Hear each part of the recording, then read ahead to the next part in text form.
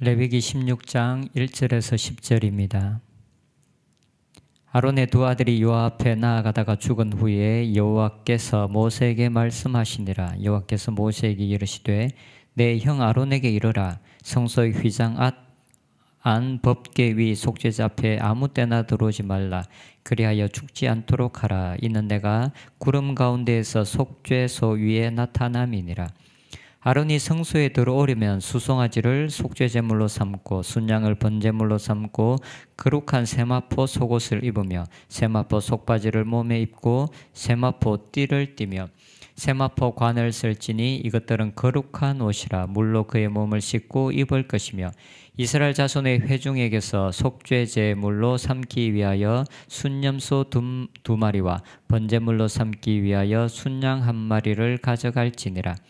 아론은 자기를 위하여 속죄제에 수송아지를 드리되 자기와 집안을 위하여 속죄하고 또 그 두 염소를 가지고 회막문 여호와 앞에 두고 두 염소를 위하여 제비 뽑되 한 제비는 여호와를 위하고 한 제비는 아사셀을 위하여 할지며 아론은 여호와를 위하여 제비 뽑은 염소를 속죄제로 드리고 아사셀을 위하여 제비 뽑은 염소는 산채로 여호와 앞에 두었다가 그것으로 속죄하고 아사셀을 위하여 광야로 보낼지니라. 아멘. 레위기 16장은 대속죄일에 대한 말씀입니다. 대속죄일은 이스라엘의 7대 절기 가운데 한 절기입니다. 대속죄일은 1년 중에서 하나님께서 이스라엘 백성들에게 금식하라고 명령하신 유일한 날이기도 합니다. 이날은 모든 이스라엘 백성들이 자기 자신을 괴롭게 해야 된다라고 말씀하고 있습니다. 대속죄일은 유대 달력으로 7월 12일입니다. 유대 달력으로 7월 달에는 많은 절기들이 있습니다. 7월 1일이 나팔절이었고 7월 10일이 우리가 지금 보고 있는 대속죄일입니다. 그리고 그달 14일부터 초막절이 시작됩니다. 초막들은 7일간 행해졌고 그리고 마지막 8일째는 온 백성들이 함께 하나님 앞에 나와서 성회로 모이는 날이었습니다. 이스라엘 백성들은 그들이 죄를 지을 때마다 때로는 속죄제, 때로는 속건제를 드리면서 그들의 죄가 속죄함을 받았습니다. 하지만 모든 사람들이 모두 그들의 죄를 기억하고 있지는 않았을 것이므로 모든 죄에 대한 속죄제물과 속건제물이 드려진 것은 아니었습니다. 그래서 하나님께서는 이스라엘 백성들의 1년간의 모든 죄를 속죄하시기 위해서 대속죄일을 명하셨습니다. 그래서 대속죄일은 이스라엘 백성들의 1년 동안의 모든 죄가 속죄함을 받는 날이었습니다. 16장 34절에 보면 이는 너희가 영원히 지킬 규례라. 이스라엘 자손의 모든 죄를 위하여 1년에 한 번 속죄할 것이니라. 1년에 한 번 모든 백성들의 모든 죄를 속죄하는 날이 바로 대속죄일이었습니다. 아까도 말씀드렸던 것처럼 대속죄일은 이스라엘의 7대 절기 중에 한 절기입니다. 그래서 절기를 다루고 있는 레위기 23장에 보면 7가지 절기를 이야기하면서 그 중에 한 가지로 대속죄일을 이야기하고 있습니다. 그런데 오늘 우리가 지금 묵상하고 있는 이 16장은 절기를 이야기하고 있는 것이 아니라 정결법에 대해서 다루고 있는 문맥입니다.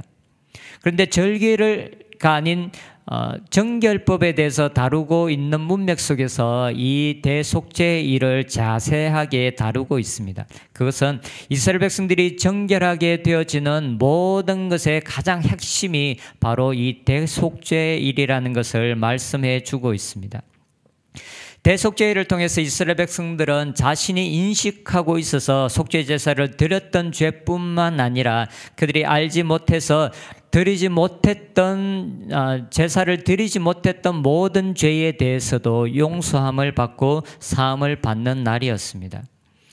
광야에 세워진 성막은 크게 3가지로 나누어집니다. 먼저 동물을 잡고 제사를 태우는 번제단이 있는 성막들과 그리고 휘장으로 가려져서 그 안에는 분향단과 떡상 그리고 금촛대가 있는 성소 그리고 맨 마지막으로 언약궤가 있는 지성소입니다.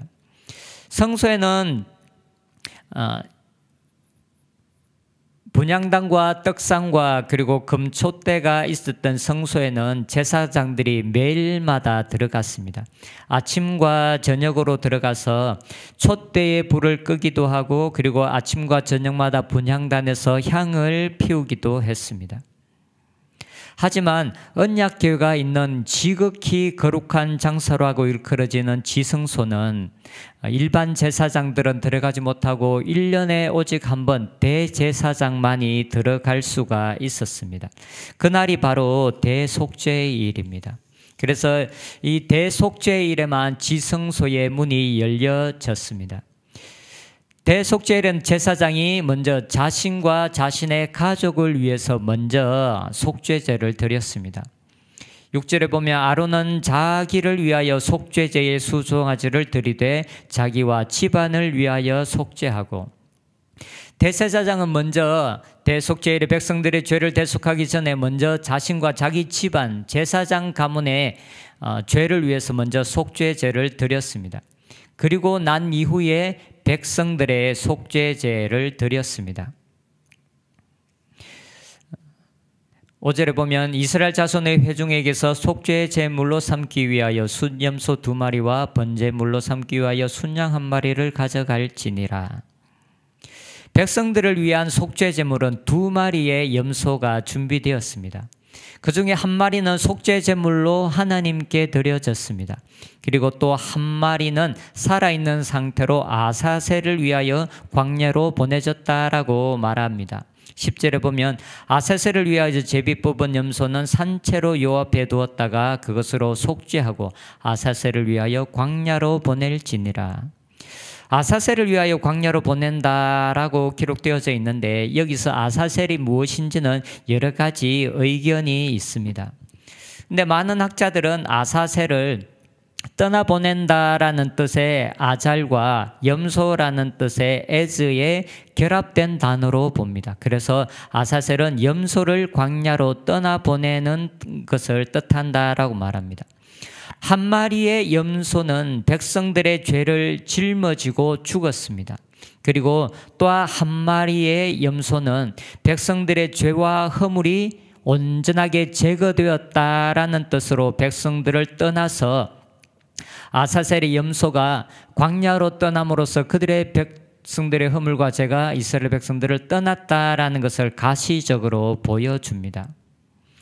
이것은 피부병에 걸린 사람이 정결하게 될 때도 마찬가지였습니다. 1마리의 새는 죽임을 당하였고 그리고 1마리의 새는 살아있는 상태로 날려보내졌습니다. 곧 예수님께서 우리 죄를 위하여 죽으셨을 뿐만 아니라 우리의 모든 죄와 허물이 우리에게서 떠나갔다라는 것을 보여줍니다. 그런데 대속죄일에 대제사장이 입는 의복을 보면 보통 때 대제사장이 입는 의복과는 다른 것을 알 수가 있습니다. 3절과 4절에 보면 아론이 성소에 들어오려면 수송아지를 속죄제물로 삼고 순양을 번제물로 삼고 거룩한 세마포 속옷을 입으며 세마포 속바지를 몸에 입고 세마포 띠를 띠며 세마포 관을 쓸지니 이것들은 거룩한 옷이라 물로 그의 몸을 씻을 것이며. 원래 대제사장이 입는 옷은 굉장히 화려했습니다. 세마포 속옷에 겉옷을 입었는데 그 겉옷은 청색이었습니다. 그리고 그 위에 에봇을 입었는데 금색, 청색, 자색, 홍색 실로 만들어졌습니다.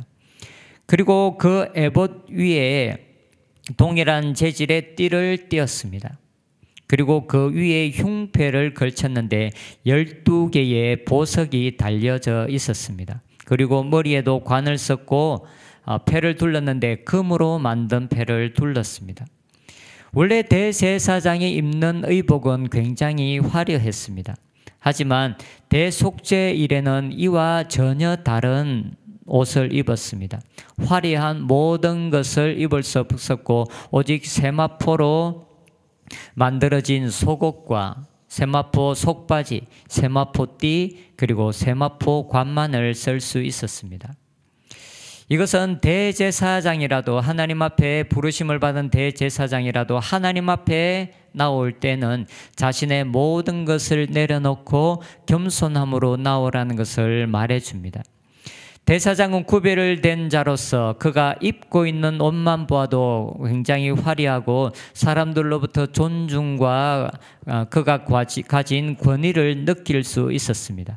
그러나 대속죄일에 그가 하나님 앞에 나올 때는 자신의 죄를 대속하기 위해서 나아가는 것이기 때문에 그가 죄인으로서 하나님의 긍휼을 구하는 자로 하나님 앞에 나아갔습니다.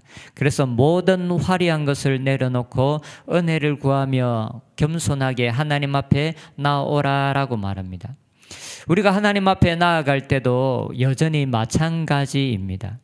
세상에서는 사람들이 우리에게 어떤 평가를 내리고 어떤 인정을 하고 우리가 어떤 지위를 가지고 있던 상관없이 우리가 하나님 앞에 나올 때는 그 모든 것을 내려놓고 하나님의 은혜를 구하는 입장으로, 그리고 하나님의 긍휼을 구하는 자세로 죄인으로서 하나님의 은혜를 구하는 자로서 하나님 앞에 겸손함으로 나와야 합니다. 그리고 또한 하나님께 나오는 자들에게 하나님은 깨끗함과 순결한 삶을 요구하십니다. 그는 죄인으로 하나님 앞에 나아가지만 그러나 그는 부르심을 받은 자로서 그들의 일상적인 삶 속에서 거룩한 삶을 살아가야 했습니다. 대속죄일의 대제사장이 입는 옷의 모든 재질은 세마포였습니다. 세마포 속바지, 속옷, 띠, 관 모두가 세마포입니다.